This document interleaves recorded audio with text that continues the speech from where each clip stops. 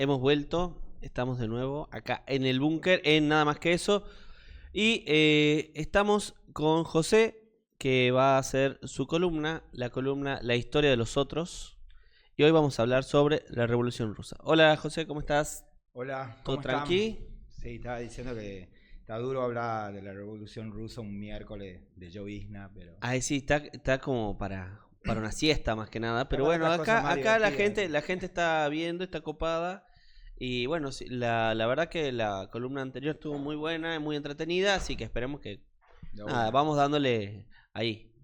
Bueno, les cuento un poco. La columna que veníamos haciendo se llama La historia de los otros y se trata sobre procesos, fenómenos en la historia donde las sociedades, el Uy, GPS tratando de llegar a al Rusia, nuevo lugar eh, del nuevo estudio. del nuevo estudio. Estos momentos de la historia de la humanidad donde se encuentran unos con otros, la definición de grandes otros y de grandes nosotros. En el primer encuentro charlábamos sobre la conquista de América como el mayor fenómeno de encuentro de dos otredades, de todo lo que eso significa, implicó, no solo en términos históricos, sino también en términos antropológicos, lingüísticos, etcétera. Como grandes fenómenos, procesos a pensar. Y bueno, hoy la idea es tirar algunas puntas, algunas ideas sobre la Revolución Rusa, que es otro de los grandísimos temas donde hay y se configura esa otredad, ese otro frente a nosotros y viceversa también, visto desde el otro lado. Que bueno, que nos parecen, son temas muy importantes, muy caros en la historia, en la sociología, etcétera, en las ciencias sociales, y son temas que son además muy actuales, digo, hoy hasta en la política nacional se sigue hablando, ¿no?, de un nosotros, este mundo libre capitalista frente a un marxismo cultural que pareciese todavía gobernar en algún lado del mundo y dirimir algunos discursos como el discurso, la ideología de género, etcétera, ¿no? Un marxismo cultural que sigue ahí latente, sigue siendo una gran otredad. Entonces, la Revolución Rusa, ningún tema en la historia es tan viejo ni es tan nuevo como para descartarse. Entonces, un poco esa es la actualidad o la propuesta de este tema de hoy, ¿no? Traje algunas liñitas para contarle cómo pensar esta revolución y también algunos libros, igual que la otra vez, para el que le interese pueda leerlo, meterse. Hay libros nuevos, buenísimos, súper interesantes sobre el tema. Así que bueno, les tiro algún par de cosas que se deben discutir un poco en la revolución o tener en cuenta con esta revolución rusa, esta revolución de 1917. En primer lugar, decir que la revolución le dio al siglo XX su identidad, su estética, su forma, al punto que en la historia, uno de los historiadores más famosos del mundo occidental, que es Erich Hobsbawm, del que siempre se cita, se habla, definió que el siglo XX es un siglo corto que empieza con la Primera Guerra Mundial y la Revolución Rusa y acaba con la caída de la Unión Soviética en 1991. Es decir, el siglo XX es un siglo que está marcado por Rusia. el tiempo de la Revolución Rusa y del Estado soviético que generó, ¿no? Eso por un lado. Por otro lado, además, pensar también en esta revolución que es importante a tener en cuenta, que es el mayor proceso histórico donde se materializaron, es decir, donde se hicieron realidad las ideas de la doctrina marxista. Ajá. Que se había creado y formulado en el siglo XIX a partir de Marx y de Engels. Cobra lugar, digamos, en la historia esta teoría y se hace práctica un desarrollo teórico y doctrinal que, bueno, hasta la actualidad marca un lado u otro del espectro de las ideologías políticas, ¿no? Entonces, en ese sentido es importante la revolución, lo que sucede con eso. Y también porque la revolución, igual que cuando decimos la revolución rusa, lo que hay que pensar, digamos, es que son procesos históricos tan zarpados, tan fuertes como lo son.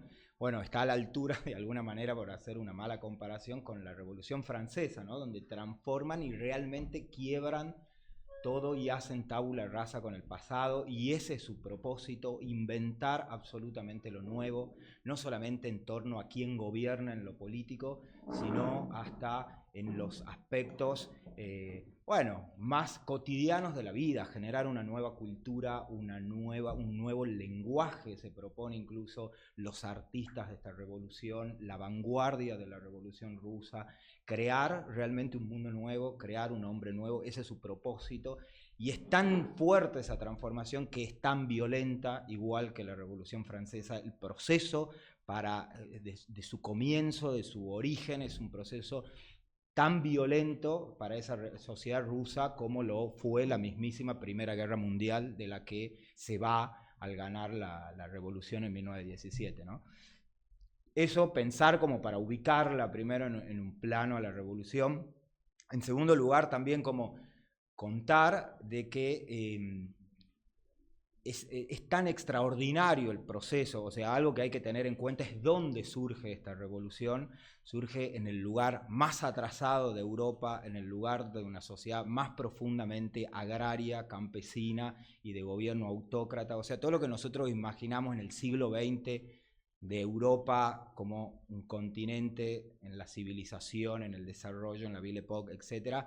Bueno, son cosas totalmente ausentes en el este de Europa, en el lugar donde va a triunfar la revolución, en el menos esperado de los lugares también, y que se dé este proceso que lleva, digo, para tener en cuenta, de esa sociedad absolutamente agraria, absolutamente atrasada, culturalmente conservadora, de gobierno autocrático, de lo que son los zares, etcétera, de una sociedad totalmente empobrecida, gigante, a ser 50 años después la potencia que le disputa el dominio a Estados Unidos, al capitalismo, que se conforma como el otro modelo. Y ahí un poco entra la importancia para nuestra columna esto de la historia de los otros, porque se termina constituyendo esa Unión Soviética justamente en la mayor idea operante de la otredad existente. El mayor enemigo del mundo es el comunismo, y no solamente opera en la política internacional, sino incluso en la política nacional hacia el adentro. O sea, el enemigo no solamente está afuera, sino que puede estar adentro. En términos de la política, eso en Estados Unidos, de alguna manera, para simplificarlo, es el macartismo, es decir, es la idea de que el enemigo, de que está infiltrado entre nosotros, y ya no es solamente el comunismo, sino cualquiera que ponga una crítica sobre la manera en la que vivimos, sobre la manera en la que son nuestros valores, nuestra economía, etc. Cualquier crítica a eso es posible de que ahí se identifica el enemigo, y eso también nos salpica nuestra historia, la historia de nuestros países, de nuestros procesos de dictadura militar, también están marcados por una tónica de encontrar ese comunismo mundial, ese marxismo mundial que vive también entre nosotros, ¿no? Es decir, lo que quiero decir en conclusión es una Rusia que la revolución la transforma de esa sociedad agraria a una sociedad industrial, a una sociedad que llegó a poner el primer satélite en el espacio, desde que propone una disputa sobre la tecnología. Hoy nosotros asociamos, ¿no?, en esta idea del marxismo empobrecedor al marxismo como una idea, como todo lo contrario a lo tecnológico, por ejemplo. Sí, como ¿no? más lo rudimentario, hasta lo más pueblerino, por así decirlo, Claro, lejano de lo que es el avance si de vos la tenés un tecnología, el celular, no sé, desarrollo. alguien te puede hacer la broma de, por Ah, decirte, usas que la iPhone. tecnología, claro, le corresponde al capitalismo. Y la verdad que eso durante la segunda mitad del siglo XX estuvo muy lejos de ser. Hubo una disputa justamente en el ámbito de la tecnología, de la ciencia, en quién alcanzaba primero determinados logros, sobre todo en dos planos, que son la carrera espacial, y por el otro, en el desarrollo del arma que le proponga la muerte al otro, que es la bomba atómica, ¿no? Así que pensar la transformación de esa sociedad agraria a esa sociedad que disputa eso, bueno, merece la pena prestarle atención a su valor histórico y a su valor cultural, porque lo que digo, hasta el día de hoy opera que existe, ¿no?, una otredad en términos económicos, social, ideológico, que es el marxismo, ¿no? De ahí hay millones de temas súper interesantes, libros que actualmente, no sé, les traje algunos, les acerco para que los lean, los encuentran en cualquier librería, que están buenísimos los temas, porque hay muchos temas para debatir dentro de esto, ¿no? La violencia, el totalitarismo, el socialismo en sí, la posibilidad de que hay otra posibilidad de hacer estas ideas que no sea lo que sucedió en Rusia, qué es después de Rusia, qué piensan los rusos de su propia historia. Bueno, nada, infinidad de temas que están muy piolas al pensar semejante proceso histórico de estos otros que son los soviéticos. ¿Y qué piensan los rusos de su propia historia? ¿Qué es buena? ¿Qué es mala?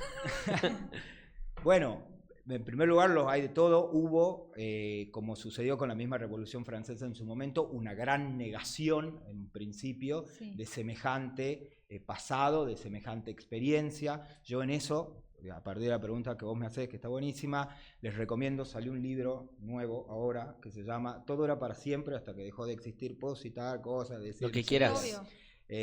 Sé libre. Este libro, está ahora, lo conseguí en julio, me parece un librazo que se trata de cómo vivía, qué creaba, de qué se reía y con qué soñaba la última generación soviética, y habla de cómo estos jóvenes que vivían, no sé, tal vez las cosas más cercanas que tenemos, hemos visto películas como Goodbye Lenin, etcétera, ¿no? Que hablan sobre ese periodo final del comunismo. Este libro un poco ahonda sobre eso y muestra cómo ningún régimen vive solamente por la aplicación de la coerción, sino cómo se vive y cómo se crea y cómo uno se mueve dentro de las cosas que parecen tan rígidas, ¿no? Bueno, hasta el día de su final. Mostrarlo un poquito a ver esa cámara. Este es un libro que me parece una muy buena propuesta, una muy buena investigación, ¿no? Después, otro libro que les recomiendo mucho, esta es una gran historiadora de la Revolución Rusa, Sheila Fitzpatrick, un abordaje distinto, porque este también es de la misma autora, pero este como el que quiere conocer la historia, como más, si se quiere, cronológica, ordenada, sobre el proceso sociopolítico de la Revolución Rusa. En cambio, esta es una historia como desde abajo, del cómo se vive, de cómo se da semejante proceso de ir hacia tal cosa. La verdad que el esfuerzo social de transformar esa sociedad agraria y sobre todo a través del estalinismo y la coerción y el empuje estatal de ir hacia un lugar, ¿no? Con violencia, también con terror, bueno, como una de las cosas más zarpadas en términos sociales y de transformación en el siglo XX. Este es un librazo que también les recomiendo. Cuando vos decías lo del marxismo empobrecedor, José, ¿por qué se llega a ese discurso? ¿Quiénes lo instalan? Porque también se trata como a los modelos más, no sé si se quiere, anticapitalistas, de tildarlos de ese estilo, los que no son, o los que son más de otro tinte ideológico. ¿Por qué surge este marxismo empobrecedor, así entre comillas? Bueno, en primer lugar porque si uno piensa en términos generales, esta revolución fracasó, podríamos decir, o sea, en términos eso. Bueno, pero simplistas. ¿cuánto tardó en fracasar? Claro, por supuesto, pero lo que queda del relato es que la Unión Soviética cayó, de que este modelo de práctica del comunismo fracasó. Y la verdad que cuyo fracaso, y además se construyó a partir de eso un discurso de que, o sea, de que mirá cómo llegaron y cómo vivieron. O sea, hoy las imágenes que se tienen de la caída de la Unión Soviética, además de la caída del muro de Berlín, son gente pechándose para entrar a un supermercado, un McDonald's desesperado, ¿no? Entonces, claramente hay una construcción de un relato. Entonces, el relato que hoy prima sobre la revolución es ese en términos de idea y no el de la Rusia poniendo el primer satélite, el Sputnik, en el espacio, ¿no? Por decirte cómo el capitalismo construye aquello como un fracaso. Pero además, y lo interesante de tu pregunta es que es una visión sesgada en tanto postula, si eso fracasa, nosotros triunfamos, decía el capitalismo, y la verdad que de 7.000 millones de personas que viven en el mundo, casi 5.000 millones de personas viven bajo la línea de la pobreza. Nuestro país no es la excepción, que más de 1 de cada 2 personas viven bajo la línea de la pobreza. Es decir, el fracaso del otro sistema contrincante, que es el capitalismo, también es absolutamente evidente. Nada más que tiene, digamos así también de manera simple o escueta, tiene unas capacidades de mostrarse operante y dinámico, que bueno, que parece natural que este sea el mejor sistema y que sea para siempre, ¿no? Es un poco en relación a esa visión sobre esa otra. Además, también a ese otro, a este marxismo empobrecedor, después todo lo malo también se le achaca a eso, ¿no? Claro. No es que no existan cosas malas. Yo estoy hablando o citando un libro que habla sobre el terror del estalinismo, ¿no? Ahora, el problema en la historia o en los relatos es la totalización de poner todo lo otro, todo lo que sea una crítica a esto como perteneciente a tal cosa, digamos, ¿no? Y no poder matizar o ver la inmensidad de grises que hay para pensar otros mundos posibles. Y la otra pregunta que tengo ahí como historiador, ¿qué tan importante es que haya sistemas económicos distintos, contrapuestos, para que no sea todo lo mismo? ¿Qué se perdió con la caída de la Unión Soviética? ¿O qué es lo que, por qué creció tanto, qué ganó el capitalismo con que caiga esa Unión Soviética? Bueno, ¿Es necesario que haya sistemas económicos contrapuestos o es mejor que haya uno solo? no, y sin duda, como en el plano de las ideas, digamos, ¿no? Es mejor que haya una diversidad o ese es el valor que tiene y de lo que hoy se habla tanto de cuidar la diversidad. Pero la verdad es que hoy en el mundo no existe otro modelo alternativo al capitalismo, ni siquiera en la China comunista, ¿no? Son desarrollos profundos del sistema de consumo y del sistema que propone el capitalismo, basado en la propiedad privada, en las relaciones comerciales de determinadas maneras, etc. Y bueno, sí, de alguna manera empobrece el debate también en términos económicos, ¿no? El debate es más acotado. Pensamos todos en la misma caja.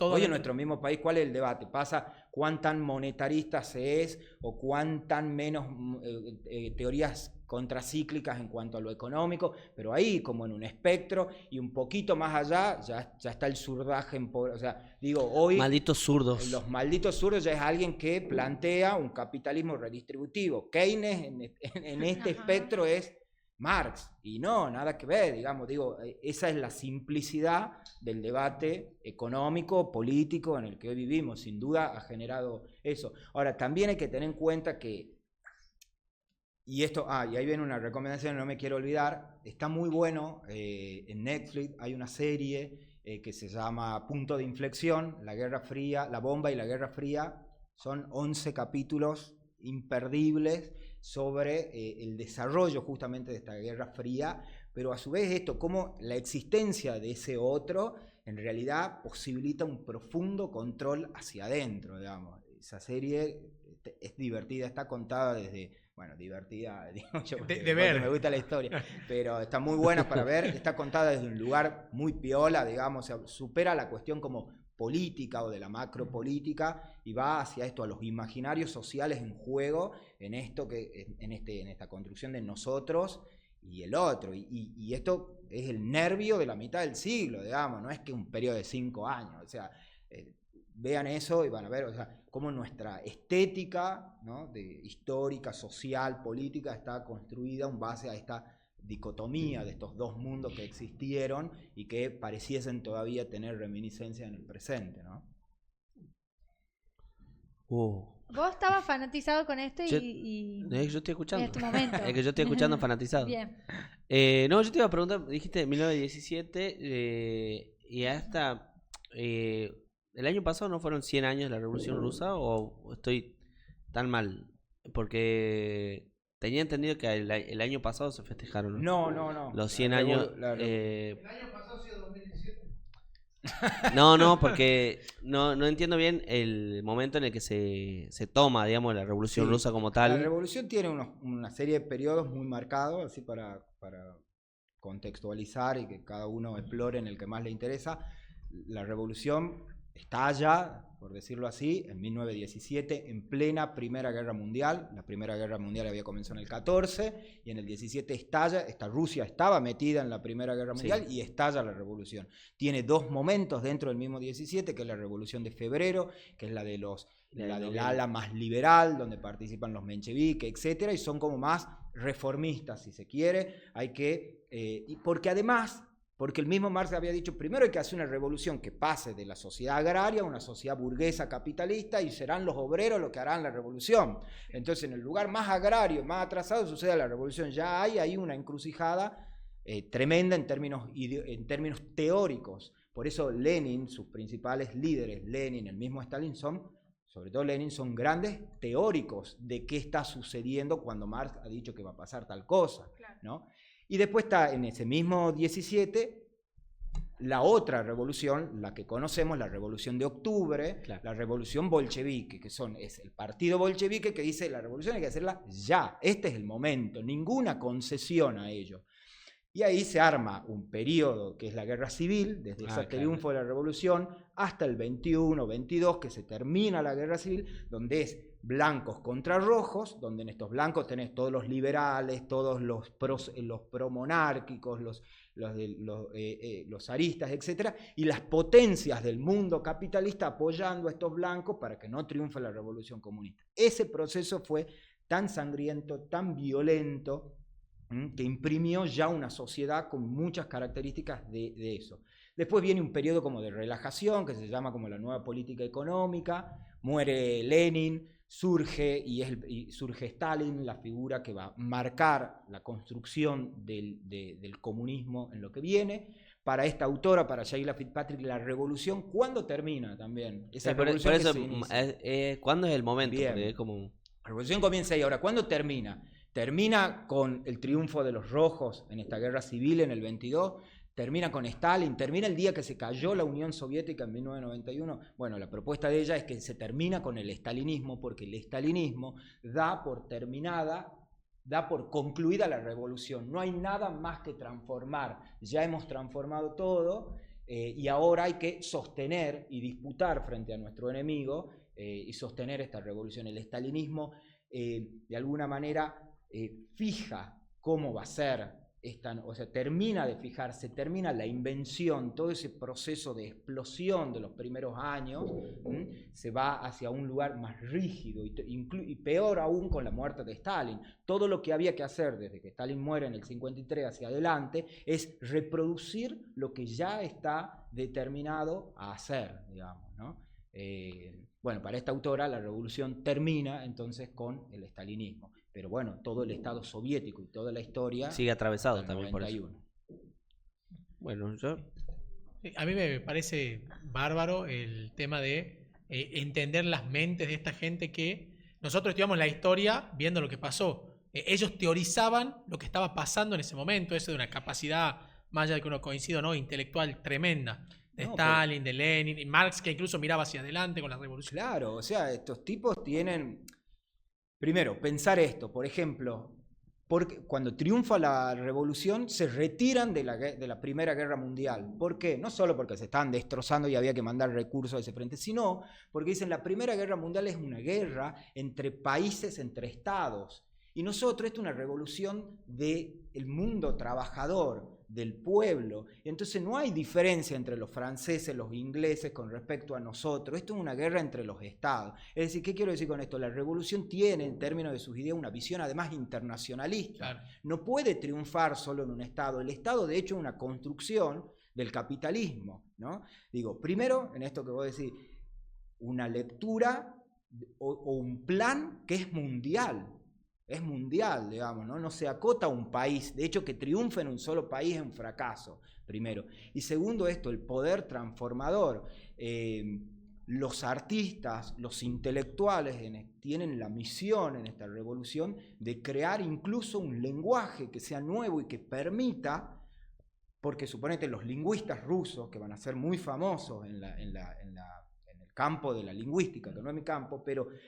Es famoso porque también no solamente hay que cambiar el contenido de todo lo que pensábamos, sino también la forma, o sea, el lenguaje en el cual nos va a permitir pensar otra cosa, porque nuestras cabezas están tan formateadas a vivir de una manera que la construcción de algo nuevo y de nombre nuevo no solamente debe ser un cambio de contenido, sino incluso de la forma y de los carriles en los que vamos a poder imaginarnos y pensar una sociedad nueva, un nombre nuevo, relaciones entre las personas nuevas.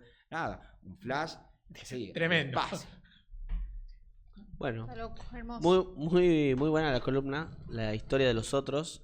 Bueno, recontra acotada, obviamente, para un tema que tuvo tantos años. ¿Querés recordarnos los libros que recomendás? Bueno. Y bueno, y pensando ya, no sé qué será la próxima columna, no sé si lo tenés pensado o no. No, porque por ahí ya viene uno y dice, bueno, era la Revolución Rusa de Fitzpatrick, es una historia más clásica, ordenada, esta piola, de la misma autora, que es la vida cotidiana durante el estalinismo, me parece un librazo, y este, que es como mucho más actual, sobre los jóvenes y las sociedades en el último periodo, ¿no? Y que además también son las juventudes que hoy gobiernan Rusia, digamos, librazo este. Bueno, gracias a ustedes, y la propuesta para el próximo encuentro de esta historia de los otros, les quiero proponer los procesos. Me parece un tema aburrido, pero le vamos a dar alguna cabida a que nos resulten interesantes, que son los procesos de descolonización a partir de la segunda mitad del siglo XX. Nosotros, porque estamos muy asociados al fin del colonialismo con nuestras revoluciones de la independencia a principios del siglo XIX, pero la verdad es que las 2/3 partes del mundo se independizan del imperialismo europeo a mitad del siglo XX, es decir, no hace ni 70 años el mundo cuestionó ese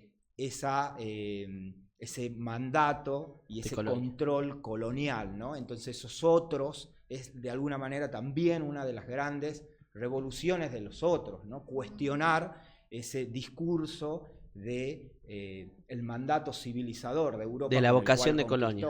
Claro, o sea, nos conquistaron diciendo este es el mejor mundo posible en términos de la razón, de los inventos, de la tecnología, de lo civilizado. Y bueno, y la verdad que este mundo se cagó a palo en dos guerras mundiales, generó el Holocausto como la mayor técnica y racionalidad para la muerte nunca antes vista. Bueno, a eso le sucede después un tercer mundo que dice, está todo bien, pero si ustedes son la civilización, estamos ultimísimos.